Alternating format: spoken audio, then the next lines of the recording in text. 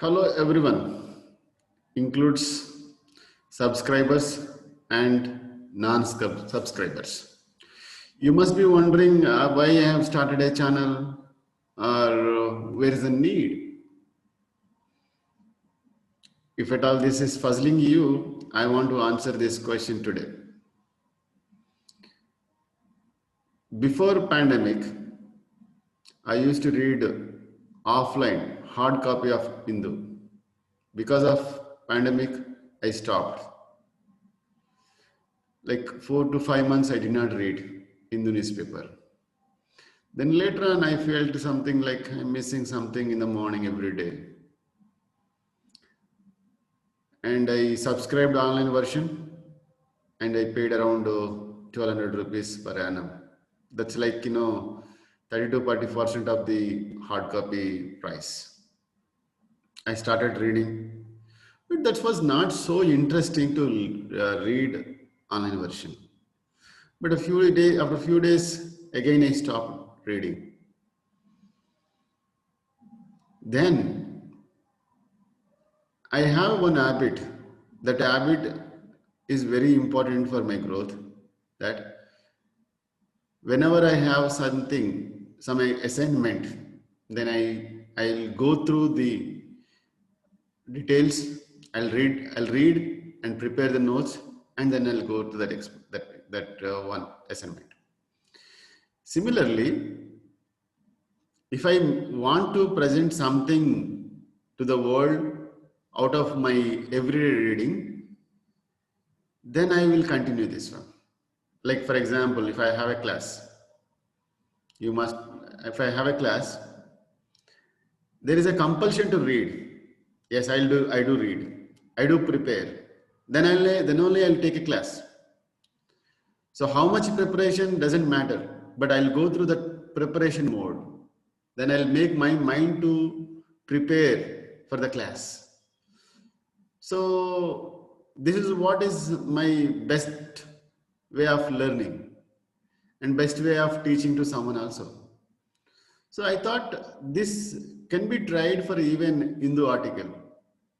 So I thought, let us read and present to someone. So then I thought, if I have to present to someone means whom I have to present, probably my wife or my kids. They don't have time sometimes, but we don't find time to interact that closely, right? So if that is the case, I can present to the students, but students are burdened with the regular classwork. But they don't want to take my class on another different subject. So if I can start a channel, right? Channel where I can read and whatever I understood from that article, I can present as my view, right? So this is what is the motivation to start a channel. Other thing I understood from after starting a channel is that one must read every day. Otherwise, how do you connect to the world? Where is do you have any other route to connect to the world?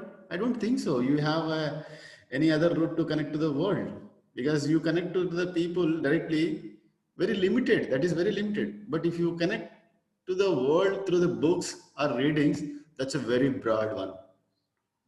So I thought, if I read editorial, the editorials are very different from one another.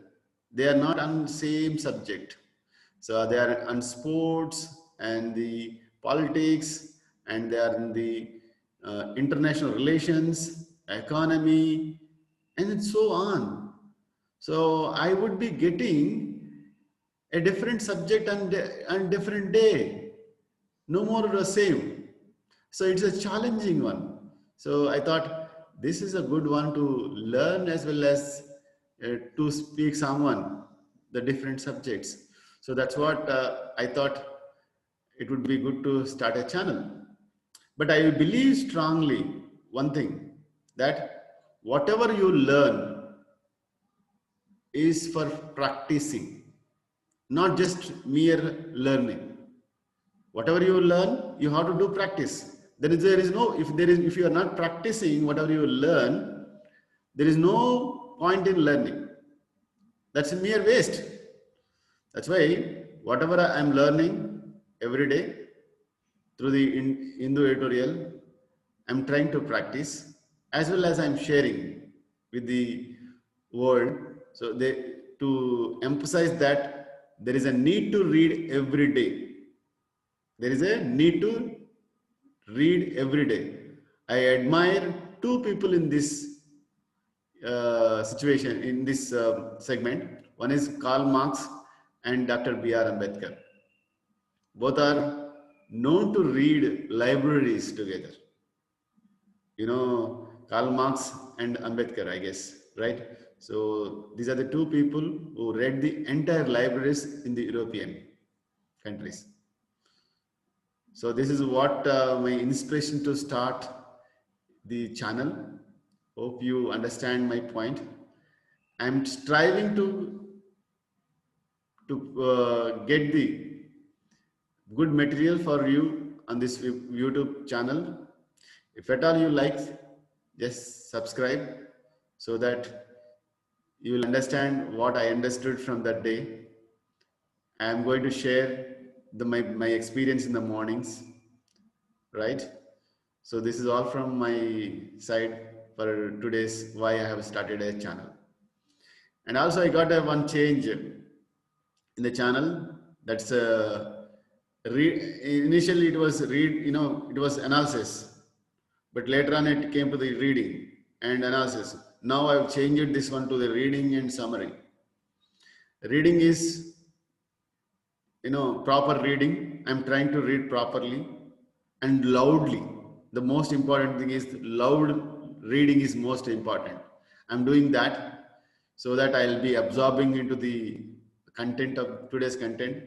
And second thing is that I'm going to summarize the editorial in few lines, right? So analysis means I thought it is a big word. As of now, I'm doing only summary. Sometimes I'm doing analysis, but that's not every day I'm doing. So I thought summary is the most appropriate word for what I'm doing. So that's what I changed, the reading and summary. I guess you understand my base for today, right? Yeah, this is all extra to the regular dose.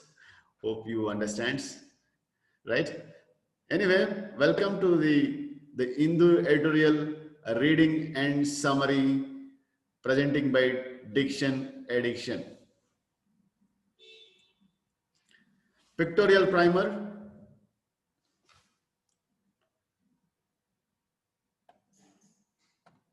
Here we see the relevant pictures to today's editorial. Here, Pinari Vijayan, Chief Minister of Kerala. Other side, right side, Muhammad Harif Khan, Governor of the Kerala. What is the issue? Issue is that governor is actually having his own agenda to implement in the Kerala and parallel with the elected government. So here Vijayan requested the governor to convene a special assembly meeting on December 23rd. But governor said you can't, there is no substantial cause to convene the special meeting. So this is what is their legislature building. So he rejected. But again, Vijayan wrote a letter with the amendments, and the Arif Khan, Governor of Kerala, have conducted a special session on December 31st to discuss what is the issue they want to discuss. They want to discuss issue farmers protest. Farmers protest. The governor thinks that this is not part of your duty, but state government thinks that the irrigation and farming is a part of the state government only. That's why they want to discuss that's what they want to discuss. But Arif Khan, later on, anyway, they have connected a special session on 31st, and they resolved that the laws which are enacted by the central government are against the state as well as the farmers. So, and also here, I want to tell you one more thing, that central agencies like CBI and Department of Enforcement, these are the agencies were are in the control of central government. They're left and right using against the government opposition governments in the states, so that they can have a control over the opposition governments in the state. So central government, irrespective of the party, they have they have two weapons in their hand. One is governor, other one is the central agencies. They can try on opposition governments in the state. I'm not telling today this is a story. It's a story of from 1950s. Means whoever is in the center, they try to use them. Right? So let us go into the article. That's a loudspeaker. We'll read the article with a like a loudspeaker only, right? So, yeah. Maximum, today's article title is Maximum Governor on Governor's Role.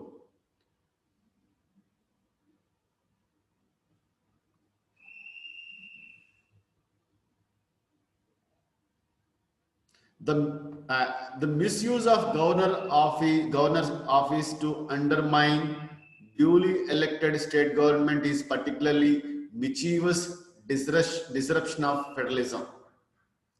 Kerala Governor Arif Muhammad Khan frequent use of his powerful oratory to defend the center and question the state on sensitive topics make him partisan and undermines the democratic process.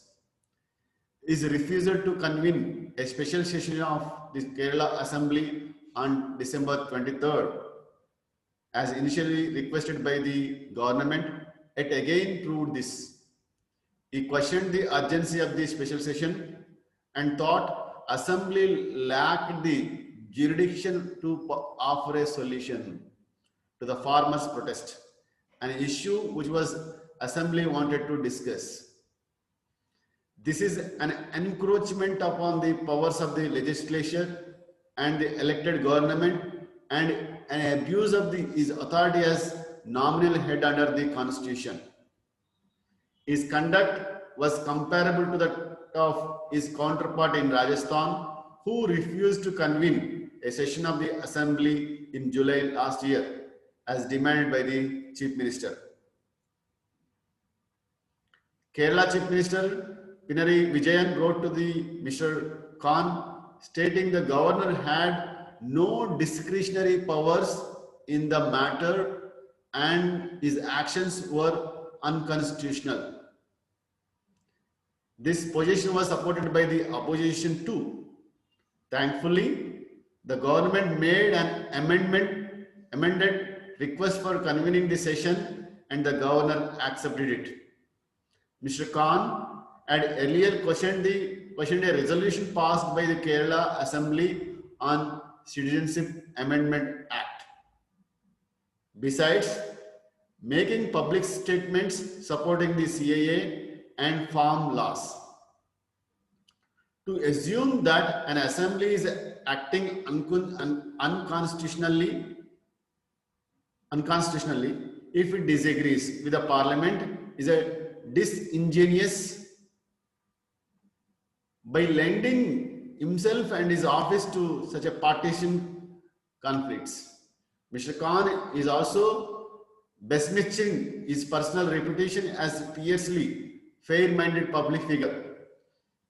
Such conduct by governor can weaken federalism.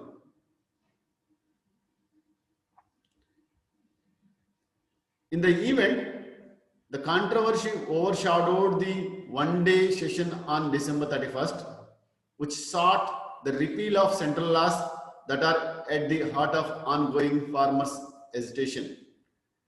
A resolution passed with the support of the ruling LDF and the opposition UDF and unopposed by the lone BJP member raised procedural and substantive questions related to these laws. The resolution pointed out that agriculture was a state subject and a matter that is seriously affects the states. The bill should have been discussed in a meeting of the Interstate Council. The bills were passed in haste without even referring them to the Standing Committee of the Parliament, which Assembly termed as serious matter. It has become habitual for the centre to overlook regional concerns, and the making of the farm laws without consulting states was in line with this trend. The Council of the States, that's Rajya Sabha, has been systematically undermined by arbitrarily labeling bills as money bills. The use of central agencies to browbeat opposition ruled states is at another strain of federalism. Yeah, coming to this is what is the article reading. In the article from the beginning, I have highlighted the few words which are critical to understand the theme of the article. They will be explained in another video, means vocabulary, meaning, usage, as well as pronunciation. You can follow up that also to understand the today's article. And coming to the nutshell, the editorial is clearly stating that governor is having a clear role and elected government is having clear role. There is no conflict between there should not be any conflict between the state government, elected government roles and the governor. Governor is a nominee of central government. That's it, not more than that. And they say that the article and Kerala government says that farming and farming laws are concerns to the state, not the center. When they are farming the laws, they could have consulted the inter-council states. They should have discussed thoroughly with the states, but they did not do it. They unilaterally they formed the laws. That's what is the complaint from this state government. And also they're using the central agencies to fear or intimidate the opposition elected state governments, right? So this is what is the claim from the Kerala government. In my point of view, as long as central government is behind the appointment of the governors and appointing their own people in the states ruled by the opposition parties lead to the weaken the federalism. I tell you one thing, if at all central government wants to have a control over the appointment of the governors, right, and they wants to see their people in the governor's office, especially in the states ruled by the opposition. So that somehow they want to take control over those things, right?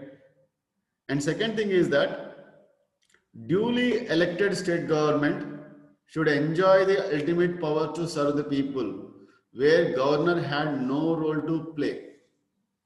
You see, the elected government have the support as well as confidence from the people of this particular state. That's why they are in the government. So when they comes to the serving the people, they are ultimate players in the state. Governor do not have any role to play. Just is a nominee of the central government. That's it. The third point, usage of central agencies against the opposition governments in the state should be stopped by the center, irrespective of the party in the power. As I told you, so it is irrespective of the party in the center, always they wants to use central government agencies such as CBI, ED and other agencies at the opposition governments or parties in the other states. This should be stopped because it is further weaken the state and central relations. So it is a big blow to the federalism. So this is what I want to convey today, and I want to tell you all that happy day. Do your work with your passion. This is all from my side. If at all you like, just subscribe the channel so that you can get the my article or my video on regular basis. Thank you all for watching and patiently.